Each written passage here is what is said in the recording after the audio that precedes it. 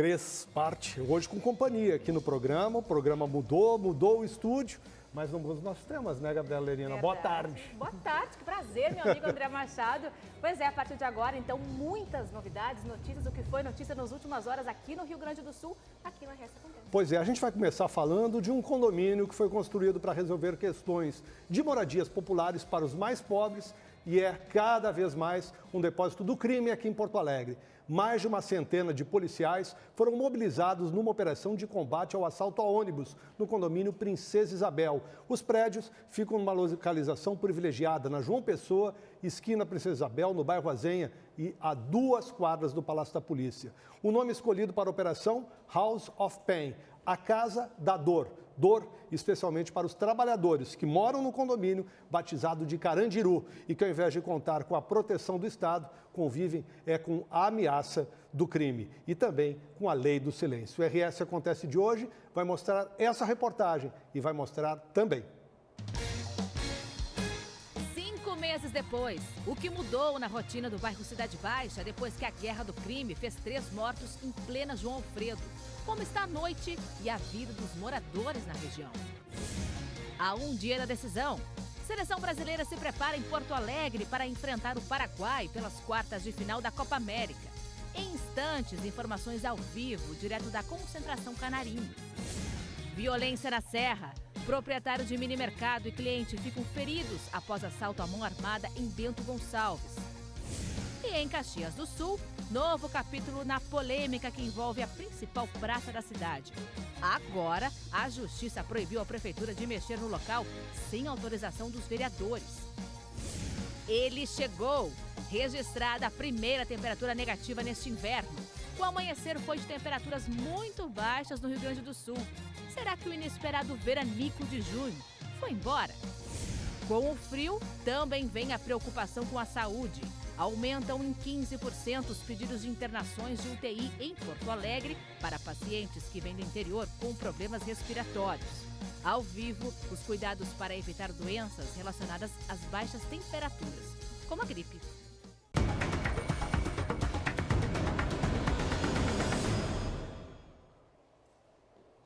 Como acontece todo dia, o RS Acontece está disponível para você também no Facebook, facebook.com/BandRS, sua maneira de se comunicar com a gente ao vivo aqui no estúdio. A gente tem 1 hora de programa. A quarta-feira foi de operação policial aqui em Porto Alegre. 8 pessoas foram presas, suspeitas de integrarem um grupo responsável por roubos ao transporte coletivo aqui na capital. Segundo as investigações, os assaltos ocorriam em linhas de ônibus aqui na zona sul de Porto Alegre. Os ataques eram violentos. A ação ocorreu em um condomínio residencial no bairro Azenha.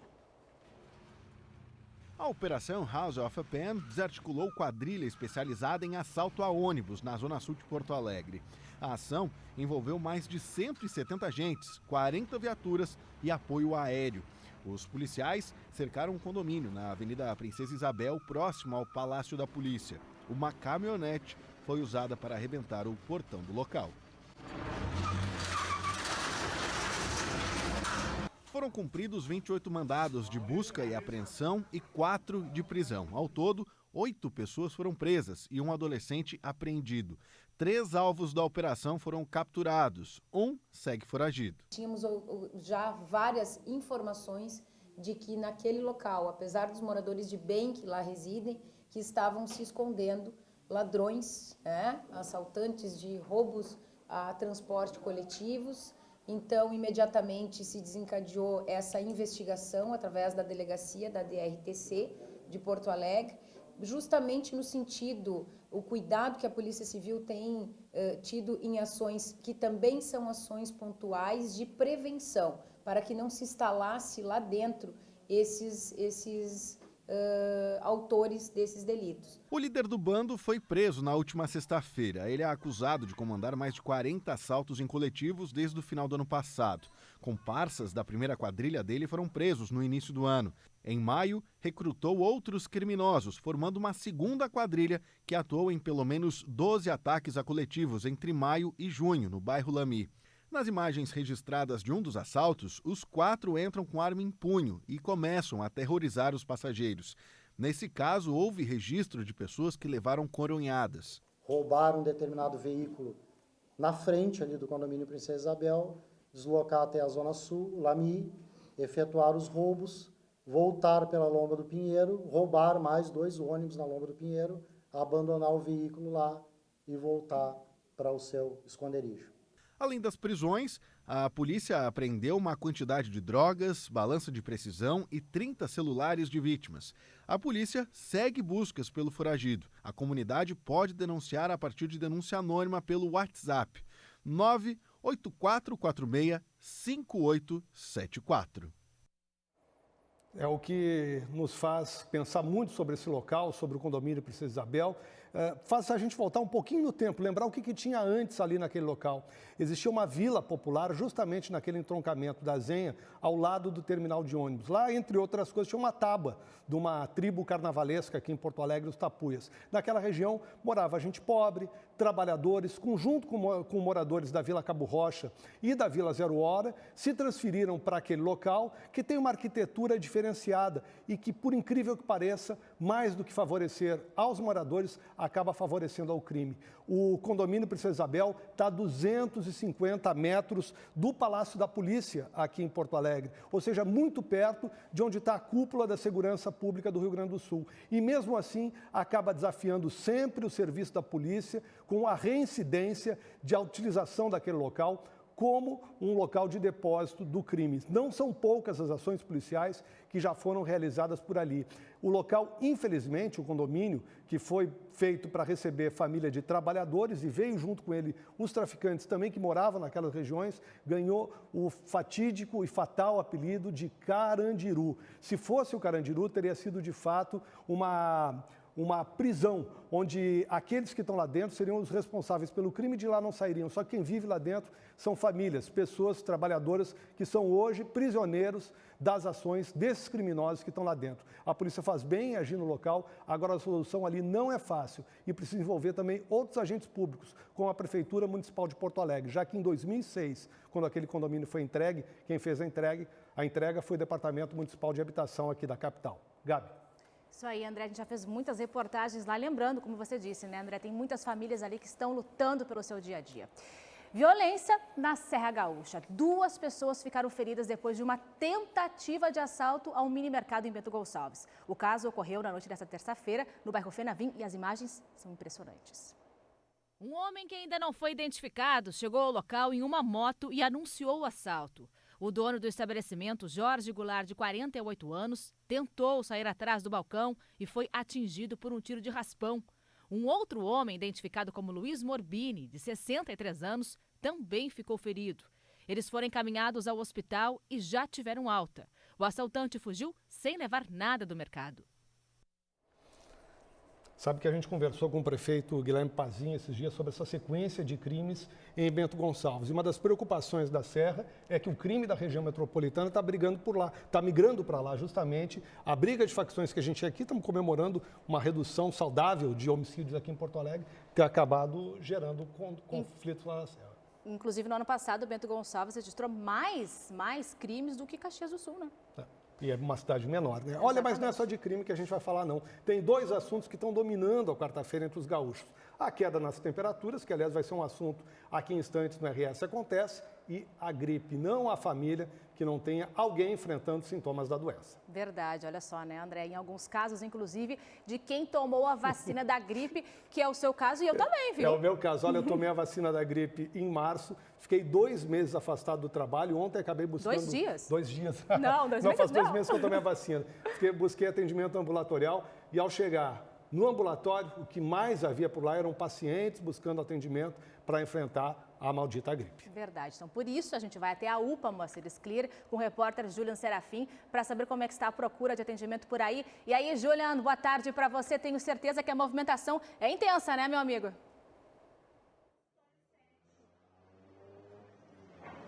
Olá, boa tarde, Lerina. Olha, foi intenso, viu? O pessoal está tendo bastante trabalho. Chegou aí, né, oficial, a temporada de tosse e espirro, né? Gripe, rinite. Para quem tem alergia, assim como eu, como rinite, né? Uns tem bronquite, asma. Esse friozinho aí aumenta a mucosa e consequência aí dá esses probleminhas aí de saúde, né? Mas também problema nem é tanto o frio para quem não tem problemas respiratórios, porque o problema maior é a aglomeração de pessoas, e aí tem essa troca de vírus, né? E aí todo mundo acaba ficando gripado. Olha, nas últimas 4 semanas, já aqui em Porto Alegre, teve um aumento de 18% em comparação ao ano passado, em número de atendimentos. E a maioria são crianças e idosos. Estou aqui junto com a Jaqueline, ela que é gerente aqui da UPA. Dá para perceber que tem muita gente ali precisando de atendimento e a patologia aí costuma ser gripe ou resfriado, né? Boa tarde. Boa tarde. Sim, nós temos nessa época do ano um aumento significativo no atendimento de pacientes com esses problemas respiratórios. Tanto a chuva quanto o frio, eles potencializam essas dificuldades, esses problemas, né, e aumentam a dificuldade de respiração, em função, claro, do aumento da produção de muco, inflamação das vias aéreas, e com isso a procura, né, pelos pronto-atendimentos aumenta. Então, aqui na UPA, a gente observa isso tanto para pacientes pediátricos quanto para pacientes adultos, e são realmente a maior percentual de pacientes que nos procuram são em função desses problemas, né? Mas geralmente são pacientes que já têm um histórico aí de problemas respiratórios. Sim, a maioria desses pacientes já tem, alguns já em tratamento, alguns acabam sendo diagnosticados aqui, quando acabam fazendo os primeiros atendimentos aqui na emergência. E com isso há uma necessidade, né? Acabam tendo que vir, tem uma crise respiratória e vêm para buscar o atendimento, fazer medicação, ficar em observação, e alguns acabam precisando inclusive de uma internação, né? E acabam tendo que ir depois para um hospital para manter um tratamento no caso de ser um problema mais grave, né? A Gabriela e o André já falaram aqui no ar que já tiveram seus probleminhas já desse ano. Você já passou por isso? Já teve a tosse, espirro, algum tipo de problema? Não? Ainda não. Estou bem controlada, não tive nenhum problema ainda no decorrer do ano. Tá certo, muito obrigado. Jaqueline, lá em casa tá todo mundo fechado, viu? Eu ainda me salvei. Não sei até quando. A gente aguarda aí, espero não pegar essa gripe esse ano não, André. Tá bem, Júnior, torço por ti, eu estou meia boca por aqui. Quero lembrar você que está nos acompanhando pelo Facebook, facebook.com/bandrs, pode compartilhar conosco a entrevista com o secretário municipal da Saúde, Plábio Stirmer, que está conosco aqui no estúdio para falar justamente sobre essa questão da gripe, secretário. E a gente tem, com o frio, uma circulação do vírus aumenta, né?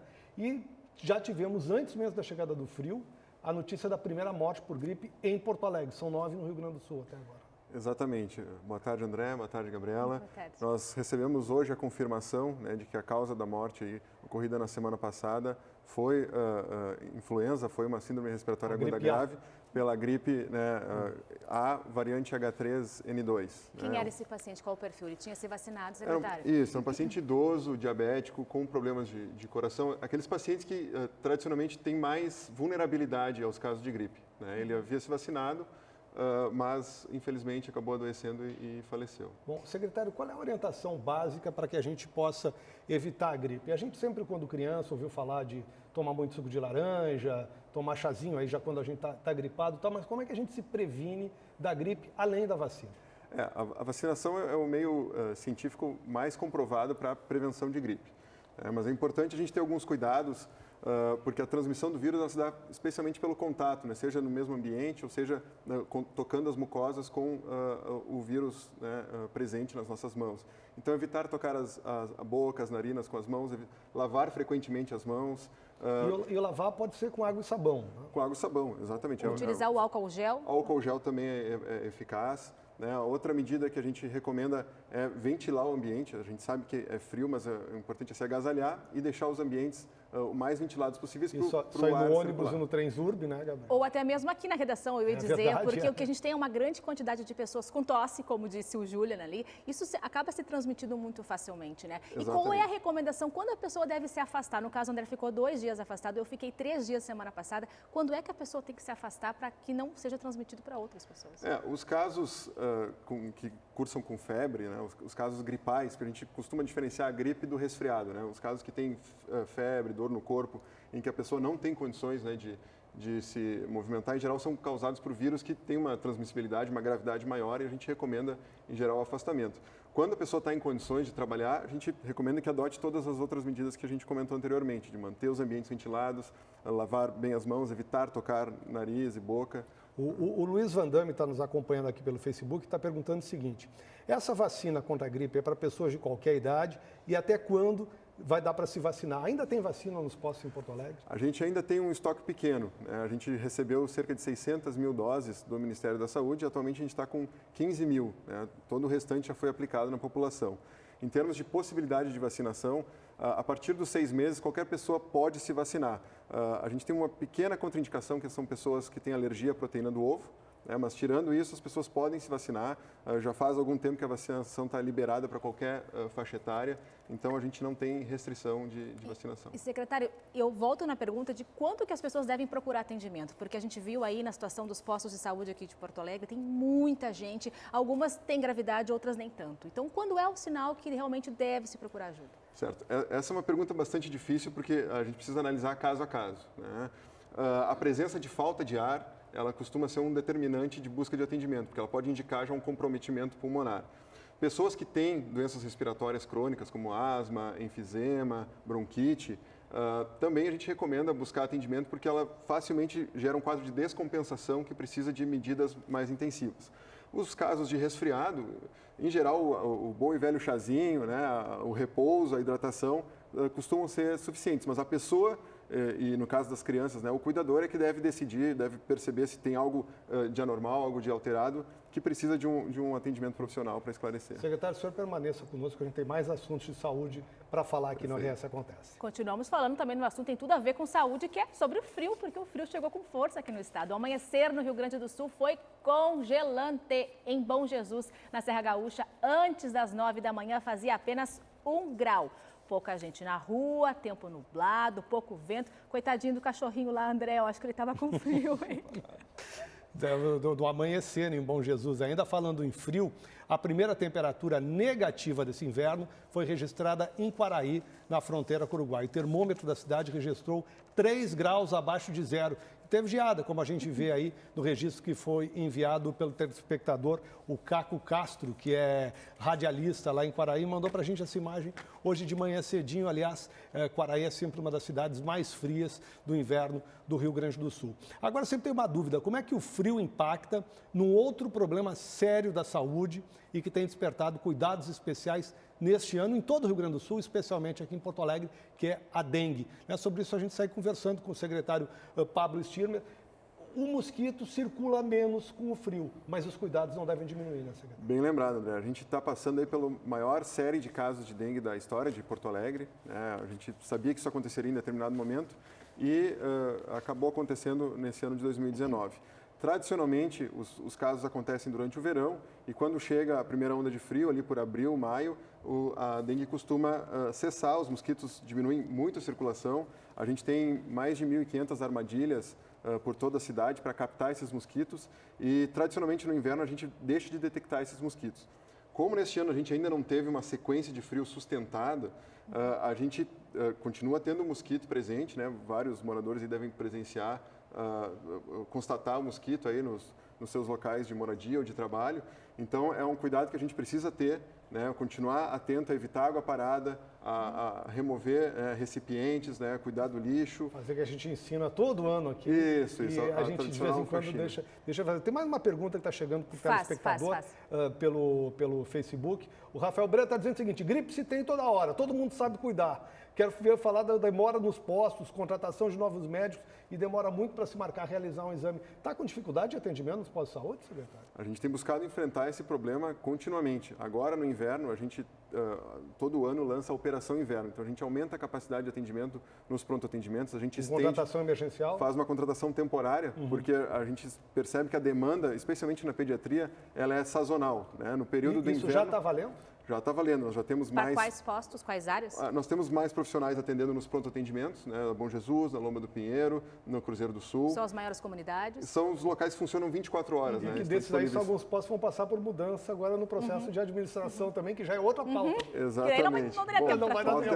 Mas no Hospital Presidente Vargas, a gente também ampliou o número de leitos de observação na emergência, ampliou os leitos de internação e os leitos de UTI, justamente para receber essa demanda aumentada de crianças. Rapidinho, voltamos para a dengue, só para chamar atenção, né, para as pessoas terem noção em casa. A gente está vendo imagens ali acompanhando do bairro Santa Rosa de Lima. Eu estive lá na segunda-feira. É o bairro que tem o maior número de moradores que contraíram o vírus da dengue. São mais de 300 pessoas nessa região do ano passado até agora, né? Isso é muito preocupante, né?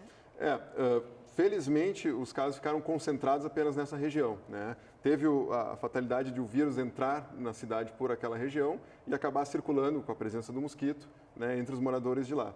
Mas graças à ação dos moradores, né, da vigilância sanitária, da equipe da vigilância epidemiológica, da Secretaria de Serviços Urbanos, da MLU, que tem estado bastante presente lá na região. Ali, né? Exatamente, se conseguiu, de certa forma, isolar, né, dentro de um problema importante. Conte com a gente sempre precisar aí conscientizar a população sobre as questões de saúde. Agradeço o espaço para a divulgação das ações necessárias e fico também à disposição. Obrigado, secretário Pablo Stirmer. A gente, daqui a pouco, segue falando sobre o frio. Direto da Somar Meteorologia, nós vamos saber o que a previsão anuncia para os próximos dias. Os termômetros vão ou não baixar?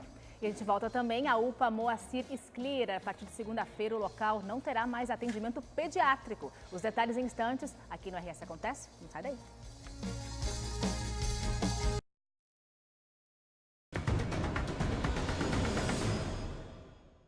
Volta com o RS Acontece e vejam só, anota essa aí, hein? Se você tem formação superior e sonha com um salário de até R$12 mil, tem que correr, mas correr de verdade, viu? Que tem as inscrições para o concurso Tribunal Regional Federal da 4ª Região, que terminam daqui a pouquinho, a partir das 14 horas. O salário para analista judiciário é de R$12.455. Eu disse, repito, R$12.455. Quem tem até o ensino médio pode buscar uma vaga de técnico judiciário. O vencimento é de R$7.591. As inscrições devem ser feitas no site da Fundação Carlos Chagas. O endereço é www.concursosfcc.com.br. Você está acompanhando aí embaixo no vídeo. O valor da taxa de inscrição varia de R$61 a R$71. Dá tempo, André Machado? Tem que correr, tem uns 5 minutinhos ainda para poder fazer a inscrição. Olha, amanhã ocorre a posse do novo presidente do TRF4, o desembargador Vitor dos Santos Laus. A cerimônia vai ser prestigiada pelo vice-presidente da República, Milton Mourão, e pelo ministro da Justiça, Sérgio Moro. O atual presidente Carlos Eduardo Thompson Flores recebeu nesta terça-feira o título de cidadão de Porto Alegre. A honraria foi concedida pela presidente da Câmara Municipal, a Mônica Leal.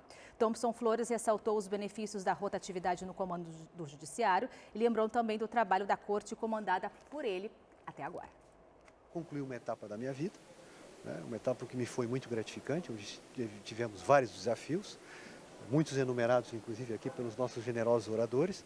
E agora eu continuo como juiz, vou compor também o Tribunal Regional Eleitoral, quer dizer, porque uma das vagas do Tribunal Regional Eleitoral é de desembargador federal. Eu fui eleito por unanimidade pelo nosso plenário e vou compor o TRF agora como membro titular por os próximos 2 anos. E participarei também do retorno à jurisdição no tribunal. Então continuamos, o juiz é assim, os cargos administrativos vão passando, graças a Deus, no Poder Judiciário, esse princípio, perdoe, está na Lei Orgânica da Magistratura, não há reeleição nos cargos. Todo mundo que entra já sabe, 2 anos depois, ele sai e passa o lugar para o seu próximo colega. Principal unidade de saúde da Zona Norte de Porto Alegre, a UPA Moacir Sclier vai ter mudanças no atendimento pediátrico a partir de segunda-feira. Por isso, atenção aos pais que precisam levar os filhos até o local. Na próxima segunda-feira, a gente volta até a UPA Moacir Sclier, onde o Julian Serafim está por lá. Significa que os pais têm que buscar outro local para atendimento. Já tem orientação, né, Júlia? Olá, sim, André, já tem orientação, os pais podem ficar tranquilos, inclusive as orientações estão sendo repassadas aos pais desde o dia 1º de junho para não ser aí ninguém pego de surpresa, né? A unidade de pronto atendimento Moacir Sclero hoje tem 4 leitos, né, da ala pediátrica, atende em média aí 26 pacientes, mas muitas vezes não dá conta. E esse atendimento vai para outro lugar, para o Hospital da Criança Conceição, também aqui na Zona Norte. Para falar um pouquinho mais sobre isso, a gente está aqui com a Lúcia. Lúcia, já houve, né, essa divulgação ao longo desse mês e a partir do dia 1º, esse atendimento, esses 4 leitos serão realocados lá no hospital. Como é que vai funcionar toda essa dinâmica? Boa tarde. Boa tarde. Sim, eu sou gerente de internação do Hospital da Criança Conceição, então a ideia de levar a pediatria daqui para lá é porque nós contamos com a maior retaguarda lá no Conceição. No Criança, perdão. E então, aqui nós temos poucos leitos e muitas vezes esses pacientes acabam demorando muito para conseguir lugar para onde irem. Ao contrário de lá, que eles já estão dentro do hospital. E qualquer intercorrência que houver, tem UTI, tem todo um aparato maior do que aqui na UPA, porque aqui não temos tudo isso, né? Digamos que alguns pais não souberam dessa notícia ainda, né? Eles chegam aqui na segunda-feira, são pegos, digamos, de surpresa. Como é que é feito esse atendimento, essa orientação para esses pais que não terão atendimento pediátrico? Eles vão ser orientados aqui na UPA para levarem para o atendimento do Hospital da Criança. E esses pediatras que trabalham hoje aqui, trabalharão lá? São 11 pediatras que saem daqui e vão para lá. O que foi criado lá? Nós vamos ter salas de atendimento, que são salas de ambulatório, que vão atender principalmente as fichas verdes, e os outros pacientes passam para uma sala de unidade de decisão clínica, que na verdade é a sala amarela. Então, nós vamos ter 3 profissionais pediatras de manhã, de tarde e 2 à noite. Então, eles vão ser rotineiros dessa sala, o que era diferente também do que tinha no Criança Conceição. Ou seja, lá ainda aumentou o número de pediatras e vai otimizar ainda mais o atendimento. Perfeito, vai otimizar o atendimento para tornar mais rápido, terem alta mais cedo e poderem subir para o andar mais rápido também. Tá certo, muito obrigado, viu, Lúcia? Foi dado o recado, então, atenção aos pais, principalmente pessoal aqui da Zona Norte da capital, quando tiver algum problema agora com o filho, enfim, leve ao Hospital da Criança Conceição também aqui na Zona Norte. É bem pertinho aqui, né? Dá o quê? Uns 2 quilômetros daqui. Uns 2 quilômetros aqui da UPA, muito perto. Então, a partir de segunda-feira, leve seu filho diretamente para o Hospital da Criança Conceição. André. Certo, obrigado, Julian. Esse alerta que o Julian faz é super importante. A gente pega notícias e diz assim, UPA da Zona Norte vai parar de atender crianças a partir de segunda-feira. Parece que vão ter menos atendimento. Não, na verdade, o que nos esclareceu ali a Lúcia, que é a chefe de serviço de pediatria do Hospital da Criança Conceição, é que vai ter mais atendimento com mais qualidade num espaço que está na mesma região, muito perto. Não está se pedindo para ninguém sair da Zona Norte e para Vila Nova, né? Verdade. Fora isso, também lembrando, as crianças precisam muito de atendimento, né? Elas são pequenininhas, não conseguem, às vezes, dizer o que estão sentindo. Então, olha, é excepcional o que está acontecendo por aqui e fica essa informação. É informação para os pais que precisarem a partir de segunda-feira. Que conhece pais que costumam levar os filhos ali na UPA da Zona Norte, por favor, compartilhe a informação, compartilhe o programa que está disponível no Facebook para os seus amigos aí também para saber, até porque o frio deve continuar, né? Verdade, vamos replicar essa informação que é importante de saúde. Aliás, falando em frio, André Machado, seguimos aqui ao vivo no Facebook, manda pra gente qual foi a mínima na sua cidade, manda pra cá, eu quero saber, porque agora a gente vai continuar falando do frio, temperaturas negativas hoje em várias cidades, quer dizer, uma cidade de negativa, né, André? Mas muito frio aí em várias cidades do Rio Grande do Sul. Eu quero continuar esse papo com a meteorologista da Somar Meteorologia, que vai entrar com a gente para conversar ao vivo. Eu quero saber se esse frio aí é só fogo de palha. Fiquei sabendo, porque de vez em quando eu faço a previsão do tempo aqui na Band, né, Heloísa, que esse frio parece que não vai permanecer, parece que já vem calor de novo no final de semana. Pelo amor de Deus, me explica. Boa tarde para você, Heloísa. Boa tarde, Gabriela, André e a todos que estão nos assistindo. Olha, a entrada de uma massa de ar polar atrás de uma frente fria é que permitiu essa queda tão acentuada na temperatura. Tivemos vários recordes de menor temperatura do ano aí no Rio Grande do Sul. E como você falou, Quaraí com temperatura negativa, São José dos Ausentes com apenas 0,7 graus nessa manhã e Porto Alegre registrando também a menor temperatura mínima do ano, com apenas 8,6 graus. Mas é exatamente o que você falou, Gabriela. Atrás dessa frente fria e dessa massa de ar polar, vem por aí novas áreas de instabilidade na sexta-feira e por isso, novamente, a gente vai ver que a temperatura vai voltar a subir na maior parte do Rio Grande do Sul. Na madrugada dessa quinta-feira, Gabriela, a gente ainda pode ter geada e temperatura baixa, principalmente na fronteira oeste e na campanha. Mas nas demais áreas do Rio Grande do Sul, o friozinho já começa a perder um pouco de intensidade. E na sexta-feira, quando a chuva retornar, aí sim, muita nebulosidade, avança pelo estado gaúcho, e aí a gente vai ver que as temperaturas vão voltar a subir, vão voltar a ficar um pouquinho mais agradáveis. Isso que eu queria saber, Heloísa. Tem tendência... Você está falando, eu quero saber da chuva. E aí, quando é que tem chuva de novo? É isso aí, a chuva vai dar uma trégua muito curta, viu, Gabriela? Porque entre hoje e amanhã, a frente fria já está se afastando, não tem mais instabilidade. Agora, na sexta-feira, a partir da tarde, já principalmente na metade sul gaúcha, e depois essa chuva se espalha por todo o estado ao longo do fim de semana, vai voltar a chover, porque vai vir outra frente fria, viu? De novo, ela vai vir atrás dessa massa de ar polar que passou. Junto com os ventos na alta da atmosfera, vai ter bastante chuva, principalmente no domingo no Rio Grande do Sul. Tem risco para temporal, tem risco para chuva forte. É que nessa época do ano, o volume de água fica mais expressivo lá na fronteira com o Uruguai. É lá que a gente deve observar nos próximos dias os maiores acumulados de água, mas ainda assim não se descarta o risco de temporais ao longo desse segundo fim de semana do inverno em todo o Rio Grande do Sul. E aí, com isso, com o aumento da nebulosidade, com o aumento das instabilidades, o frio, né, esse frio todo que ganhou força hoje, deve gradativamente perder força, viu, Gabriela? Tá bom, Heloísa, obrigada pelas suas informações. Aí tivemos primeira temperatura negativa no Rio Grande do Sul hoje, foi em Quaraí, ela trouxe as informações pra gente. A gente vai seguir agora o programa falando sobre um outro assunto, né, André? Um assunto que preocupa bastante e eu vou chegar mais pertinho do sofá. Pois é, um assunto que não tem nada a ver com o frio e a pergunta continua. Quem é o responsável pelo ataque com ácidos que fez 5 vítimas na zona sul de Porto Alegre? O Instituto Geral de Perícia já anunciou que concluiu a análise do material. Agora uma carta com comando sobre como proceder os ataques chegou até a Polícia Civil. O delegado Fernando Soares, que é responsável pelo caso, está conosco e está surgindo também uma série de notícias falsas envolvendo esse episódio, né, delegado? O que atrapalha em muito o trabalho da polícia. Uma boa tarde. Boa tarde. É um prazer estar aqui, né? Fico muito grato à possibilidade, até para que possamos conversar com a comunidade para que não entre em desespero, né? Nós tivemos realmente, são 5 casos. 5 registros comprovados. 5 registros comprovados. Depois disso, vários outros fatos, fake news, né, dezenas deles denunciando, o que prejudica a investigação. O que é crime também, né, delegado? Uma falsa comunicação de crime, né? Falsa comunicação de crime. Mas, lamentavelmente, a polícia acaba perdendo tempo. Nós já disponibilizamos um número maior de policiais para a delegacia, porque hoje em Porto Alegre a nossa prioridade é identificar esse criminoso. Se tem essas imagens desses crimes, algumas tem, não se tem uma qualidade específica que se possa identificar o carro, por exemplo. Num dos crimes ele aparece o suspeito utilizando um carro branco. Hoje nós temos mais de 20 filmagens em locais diferentes desse carro. Na Zona Sul? Na Zona Sul, entre o bairro Nonoai e o extremo sul, a Ípica. Então nós conseguimos retroagir no tempo e várias imagens nós já conseguimos. Nenhuma delas trazem a placa de forma nítida, mas nós já temos modelo, ano aproximado, que esse que várias aparece agora, delegado? Exatamente, que está aparecendo. O que acontece? Provavelmente a perícia, através do IGP, conseguirá identificar parte, no mínimo, da placa, que já será suficiente para que a gente identifique o veículo. Hoje nós estamos trabalhando já com a possibilidade de alguns suspeitos.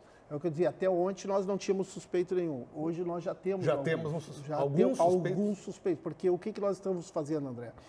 Nós primeiro reunimos um conjunto de probabilidade e, diante do retorno das diligências que nós estamos fazendo, nós vamos eliminando. A perícia já identificou qual foi a substância jogada sobre as pessoas? Ela identificou, mas nós não estamos informando ainda em virtude que não recebemos o laudo. Esse laudo, a promessa é nós recebermos amanhã.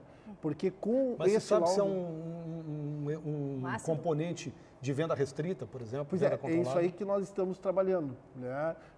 Quanto mais nós pudermos segurar essa informação, mais tempo nós ganhamos na investigação exatamente com esse objetivo. Porque com a característica única, nós temos fontes para buscar se é restrito, quem trabalha.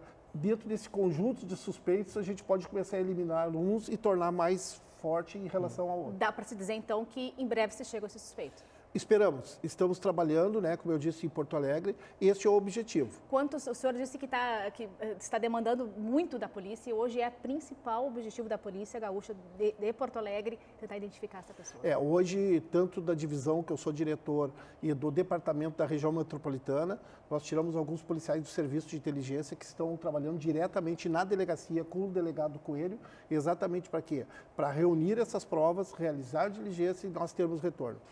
O que nós dissemos principalmente assim, o mais importante de tudo é que desde ontem começaram a ser distribuídas cartas, né? Algumas cartas de orientação. O que nós estamos sugerindo, André? Todo aquele que receber cartas dizendo ou querendo que cometa o crime, manuseie o mínimo possível esse documento, tá? Para não contaminar. Para não contaminar. Vira prova? Vira prova, porque através do papel nós também pode pegar a impressão digital, né? É importante esse trabalho. Exatamente. É a polícia técnica que faz a diferença nessa hora. Porque é o que eu digo, daqui um pouco nós aprendemos o carro, tem uma digital que fecha com o documento, que fecha com outra diligência. Então é importante nós trabalharmos, porque como as testemunhas aconteceu assim, a pessoa está caminhando e é surpresa. De forma surpreendida, ela não tem como fazer um retrato falado com detalhe.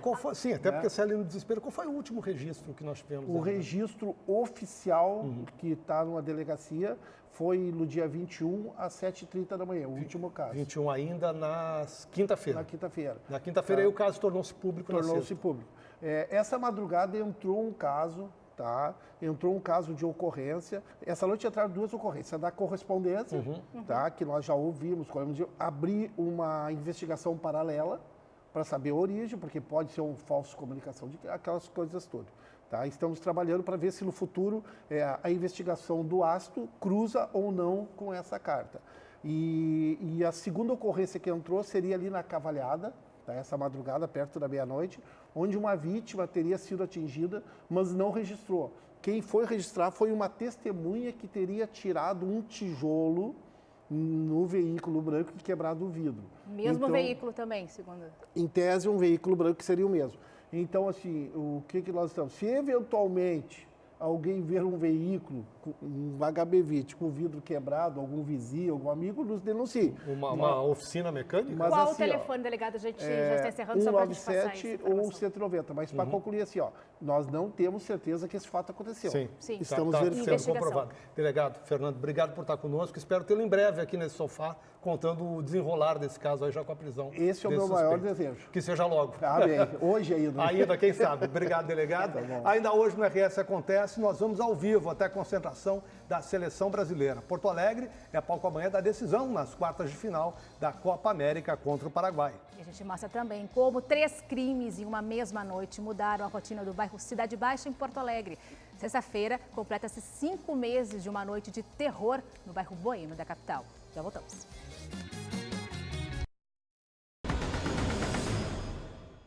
Acontece aqui pelo nosso Facebook, a transmissão no facebook.com/BandRS. A Kátia Hoffmann está falando da matéria que a gente fez agora com o delegado sobre o caso do ácido na Zona Sul, dizendo que são lamentáveis as informações falsas que estão atrapalhando a resolver um crime tão terrível quanto essa questão do ácido. E o Paulo Ricardo está dando parabéns ao programa e a dupla de apresentadores e a tua chegada aí que chamou a atenção do Paulo Ricardo. Um beijo, um abraço para o Paulo Ricardo.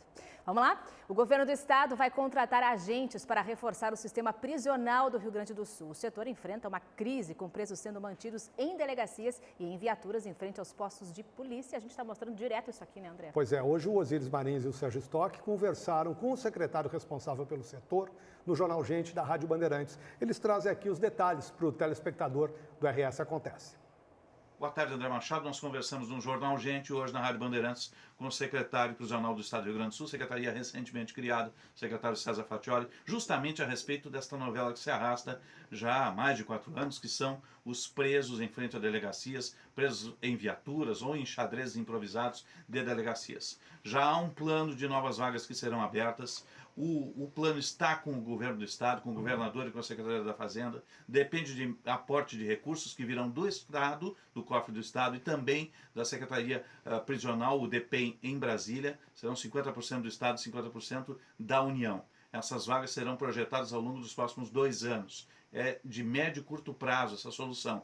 E também outro conjunto será apresentado por parte da Secretaria, né, Sérgio? Exatamente. São 690 presos que a Defensoria Pública está pedindo. Isso foi um acordo feito tanto com o Executivo, a Defensoria, a Secretaria de Assuntos Prisionais, para que esses presos que já têm direito à progressão de regime, estão hoje no regime fechado, iriam para o regime semiaberto, com tornozeleira eletrônica. O secretário, inclusive, garantiu que não faltarão tornozeleiras eletrônicas, iriam para o semiaberto e abririam vagas no sistema atual, sem novos presídios, para que a gente não tivesse mais essa situação de presos nas viaturas em frente às delegacias. Isso que nós falamos hoje com o secretário, André. Obrigado, Sérgio. Obrigado, Osíris. Vamos voar para Caxias do Sul. Tem polêmica lá, né, André? Sempre. A Justiça proibiu a Prefeitura Municipal de fazer qualquer reforma na Praça Dante Alighieri sem autorização da Câmara Municipal. Polêmica em torno da derrubada de bancas de revistas no ponto mais central da cidade já foi mostrado aqui na RS Acontece pelo Thales Armiliato. E o nosso parceiro da Rádio Tua São Francisco, que nos traz, é ele quem nos traz essa nova página do assunto do momento na principal cidade do interior do estado. Olá, André. Olá, amigos da Band. Aqui em Caxias do Sul, a polêmica segue em relação a alterações na Praça Dante Alighieri, previstas pelo governo municipal, através do prefeito Daniel Guerra. Uma liminar emitida pelo Tribunal de Justiça do Rio Grande do Sul está proibindo o prefeito de fazer a reforma na Praça Dante Alighieri, antes que seja aprovada, pelo menos, pela Câmara de Vereadores. Durante a sessão, bastante tumultuada, as discussões foram em torno dessa proibição e da decisão do Tribunal de Justiça. A decisão, aliás, foi do juiz da 2ª Vara Civil, especializada em Fazenda Pública, aqui de Caxias do Sul, João Pedro Cavalli Júnior. A determinação da Justiça partiu de uma ação popular que solicitou o impedimento e realização das mudanças no formato da praça e ainda alteração de elementos característicos aqui do local. Conforme Cavalli, o juiz responsável por esse ato, essa intervenção é considerada um ato ilegal e, acima de tudo, lesivo ao patrimônio público. Na decisão, o juiz também argumenta e citou a Lei Orgânica do município de Caxias do Sul, a qual determina para qualquer alteração em espaços públicos e construções que tenham mais de 50 anos, o que não se tratem apenas de revitalizações ou manutenção, mas sim uma modificação de estrutura e arquitetura desses locais. O poder público precisa de uma autorização do Conselho Municipal do Patrimônio Histórico Cultural, o conhecido CONPAC aqui de Caxias do Sul, e também do Legislativo. Portanto, o projeto de reforma da Praça Dante Alighieri, apresentado pela Prefeitura, que foi aprovado por maioria dos integrantes do Conselho no dia 12 de junho, até o momento, agora, fica todo parado para uma decisão do Legislativo.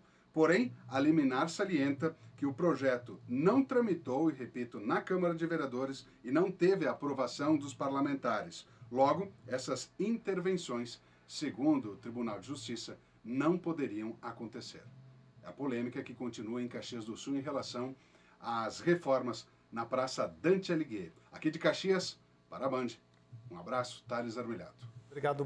Obrigado, Thales. E essa polêmica está envolvendo a questão que envolve o patrimônio público, que ocorre em Caxias e ocorre em várias cidades. Como gerir o patrimônio público? Vamos falar agora aqui de Porto Alegre. Há 5 meses, uma sequência de 3 mortes chocava o bairro Cidade Baixa. Na madrugada do dia 28 de janeiro, 3 jovens foram mortos a tiros em plena João Alfredo.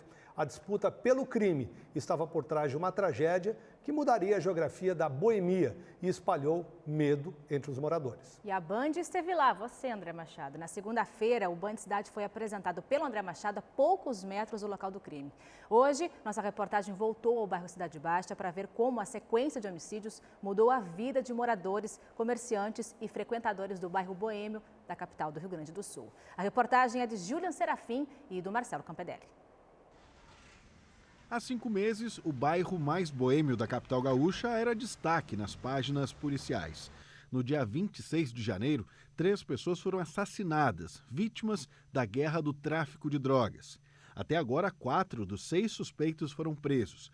De acordo com o vice-presidente da Associação dos Moradores da Cidade Baixa, o crime foi uma tragédia anunciada. As imagens registradas pela vizinhança flagram a venda e consumo de drogas. Em novembro de 2017, foi apresentado ao Ministério Público, foi apresentado ao Comando da Brigada, Polícia Civil, o que estava acontecendo na João Alfredo, que além da aglomeração tinha outras coisas por trás, que era o tráfico, né? Isso foi apresentado ao Ministério Público e disseram que iam tomar providências. O que aconteceu foi o que aconteceu esse ano. O dono de um bar que viu o triplo homicídio acontecer em frente ao próprio estabelecimento notou que depois do caso, a aglomeração de pessoas, a violência e a baderna diminuíram. Ele percebeu que os antigos clientes voltaram e o faturamento melhorou. A galera compra no super e fica bebendo na rua ali, entendeu? Não tá frequentando o teu bar, só tá na volta ali, entendeu? Essa galera não tá mais. Quem vem aqui tá frequentando o bar, tá frequentando a casa noturna, tá frequentando o restaurante. Essa foi a diferença. E não traz aquela aglomeração grande de pessoas, e a galera curte mais, entendeu? Fica mais divertido. Os moradores também sentiram diferença na rua João Alfredo. Especificamente aqui na João Alfredo tá muito mais calmo, muito menos farra na rua, assim. Acho que dentro dos barzinhos deve continuar a mesma coisa, mas na rua não tem mais tanta movimentação. Olha, já deu uma melhorada. Já deu uma melhorada, mas assim, não é aquela coisa que se espera, mas melhorou um pouco. Tá mais controlado, né, pela polícia, segurança, IPTC, estão mais diariamente e à noite também. Porém, o presidente da associação afirma que a aglomeração só trocou de lugar. Agora, grupos se reúnem na esquina da Loureiro da Silva com a José do Patrocínio. Na imagem dá para ver que são tantos frequentadores que o trânsito sentido centro-bairro chegou a ser interrompido. Outros ocupam o largo da Ipatur, colocando som alto. Pichadores vandalizam os prédios e o comércio e consumo de entorpecentes é livre. Aqui nós temos a mesma aglomeração aqui na José do Patrocínio, na Loureiro da Silva com a José do Patrocínio, onde tem o espaço aqui do largo da Ipatur. Eles obstruem a via pública aqui também, ali na Loureiro com a José do Patrocínio. Usam um espaço público aqui que é da prefeitura, eles usam para fazer algazarra, fazer baile funk, enfim, fazer tudo o que faziam na João Alfredo, né? Então aqui também é uma outra tragédia anunciada. Ninguém no bairro reclama da ausência da Brigada Militar, pois a comunidade reconhece que o 9º Batalhão, que cuida da região central, está trabalhando apenas com 40% do efetivo necessário. O coronel garante que o patrulhamento foi intensificado, mas afirma que se houvesse mais fiscalização nos horários de funcionamento dos bares, boa parte dos problemas estaria resolvido. E a Brigada Militar, então, presente nesse cenário em todas as noites. Eu trago para a discussão que a solução para esse problema, ele parece simples se todos fizerem a sua parte, se trouxermos todos para o diálogo, todos os órgãos envolvidos para o diálogo, para assim encontrarmos uma solução em comum e trazer a tão esperada tranquilidade para os moradores da Cidade Baixa. A prefeitura pregou que o bairro é boêmio, só que tem uma diferença de boemia. Nós fomos ver a boemia de uns anos atrás para hoje, é totalmente diferente. Só que o que acontece é que hoje é baderna generalizada. A boemia é totalmente diferente, então tem que botar ordem. Aglomeração não pode, tem lei para isso. A Prefeitura de Porto Alegre tem uma reunião hoje à tarde, envolvendo também o Ministério Público, para discutir justamente o futuro do bairro Cidade Baixa e deve ser nossa pauta amanhã aqui no RS Acontece. Agora o coronel colocou num ponto importante, precisa de diálogo e de fiscalização. Não adianta simplesmente espremer e empurrar o pessoal de um local para o outro. Essa confusão, aglomeração já foi na Oswaldo Aranha, na Lima e Silva, na José do Patrocínio, na João Alfredo e agora está na Loureiro da Silva. A gente precisa sentar e discutir como cidade. Em algum lugar a juventude vai se concentrar. Bom é que sejam em vários. Aí é mais fácil também de fiscalizar e da Brigada agir, Gabriel. Amanhã a gente volta nesse assunto então, porque agora o assunto é a reforma da Previdência no Rio Grande do Sul, que foi o tema de hoje do Tá na Mesa. O Everton Calbar acompanhou o evento que acontece na Federação e nos traz as informações. 9 representantes, entre deputados e membros de diretórios estaduais, participaram do encontro. Eles representam regionalmente os partidos que compõem a bancada gaúcha na Câmara dos Deputados. Entre os principais assuntos abordados está a inclusão dos municípios e dos estados no texto da reforma da Previdência, que divide a opinião dos deputados federais. Vale lembrar que a comissão especial na Câmara dos Deputados começou a analisar o texto da reforma da Previdência, mas teve a sua análise interrompida após 3 dias por decisão do presidente da Casa, Rodrigo Maia, o que fez com que a votação do relatório do deputado Samuel Moreira, do um corte aí na transmissão do Everton, mas a Previdência é o tema do nosso colunista das quartas-feiras, aqui no RS Acontece, aliás, tema inesgotável. Doutor Paulo André Solano, uma boa tarde. Boa tarde, André, Gabi e aos telespectadores. Inesgotável, André, porque desde 2016 se tenta fazer a reforma da Previdência, ainda no governo anterior. Pois é, o Everton falava aí sobre a tentativa de apresentação, votação do parecer do relatório do Samuel Moreira, né, que é o deputado. Em que pé nós estamos, doutor Solano? Nesse momento, né, esse relatório ele vai estar sendo debatido, né, na Câmara dos Deputados e provavelmente amanhã, André, deve haver a votação. O relatório ele melhorou um pouco o texto da PEC. Não é ainda aquilo que se merecia ofertar para os servidores, para os segurados. A reforma da Previdência ela tem que ser feita justamente com base no envelhecimento da população, que a gente tem que readequar os benefícios para isso, mas não com o objetivo que está sendo feito. Então, esse momento é um momento crucial, é um momento em que esse relatório vai ser votado e, posteriormente, vai a plenário. E depois, a plenário, pode haver novos destaques, pode haver inclusão, como a gente viu na reportagem, é a tentativa de voltar os estados e municípios que ficaram de fora do relator. Que passam a ser desafios para milhares de prefeitos no país. Exatamente, né? Porque se tenta tornar uma proposta igual, então temos que deixar par e passo servidores federais e também os servidores do Estado e os municipais, ainda que em pese que os termos que a reforma está não são aqueles adequados. Teremos que melhorar ela ainda. Há tempo porque isso vai a plenário, vai para o Senado, enfim. A história não termina por aqui. Lembrando que as pessoas podem e devem participar na interativa, né, Paulo Solano, mandando as suas dúvidas aqui para a gente pelo Facebook. A gente traz as dúvidas aqui para o doutor Solano e as pessoas continuam com dúvidas ainda sobre a reforma da Previdência, né? Muitas, Gabriela, muitas. Por quê? Porque como estamos nesse ponto onde nenhuma regra está valendo... Está travado. Nenhuma regra ainda vai passar a vigorar agora, tudo fica naquele... Sabe qual é a minha maior dúvida, Paulo? Então tem essas muitas dúvidas. Eu fiz um debate no 90 Minutos. Os deputados que apoiam o governo tentam convencer que quem vai ser o grande beneficiado pela reforma são os mais pobres. Os deputados da oposição dizem que os grandes prejudicados pela reforma vão ser os mais pobres. Qual é a tua opinião? A minha opinião, na verdade, é uma tradução do que está no texto. A própria PEC 6 de 2019, André, ela diz que o trabalhador privilegiado, veja só, telespectador, o trabalhador privilegiado é aquele que recebe acima de R$ 2.300. O pessoal pode fazer a avaliação. É um privilégio. Não, nenhum, né, gente? Então, realmente, o governo tenta forçar, porque o maior beneficiado, né, na PEC do jeito que está, na reforma da forma que está posta, é o mercado financeiro, com a capitalização e com tudo mais que vem para dificultar a obtenção dos benefícios. Bom, doutor Paulo André Solano, toda quarta-feira com a gente aqui no RS Acontece. Obrigado, Paulo André. Obrigado. A gente vai para o intervalo, na volta vamos torcer pela seleção brasileira, né, Gabriel? Estou aqui, as últimas informações, então, ao vivo sobre a preparação do time do Tite para a decisão contra o Paraguai.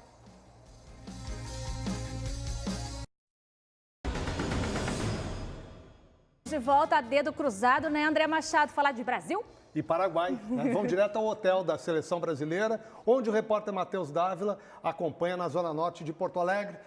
Sem tietagem por aí, né, Matheus? O negócio é futebol mesmo, né? É verdade, sem tietagem e pouca torcida por aqui. A movimentação é pequena dos torcedores. Dentro de 5 minutos aproximadamente, a seleção brasileira sai da concentração e vai para o CT do Grêmio. O último treinamento com portões fechados nesta tarde. Encerrando a preparação, André e Gabriela, para o jogo contra o Paraguai, quartas de final da Copa do Brasil, da Copa América. E a expectativa é muito grande para o duelo em Porto Alegre.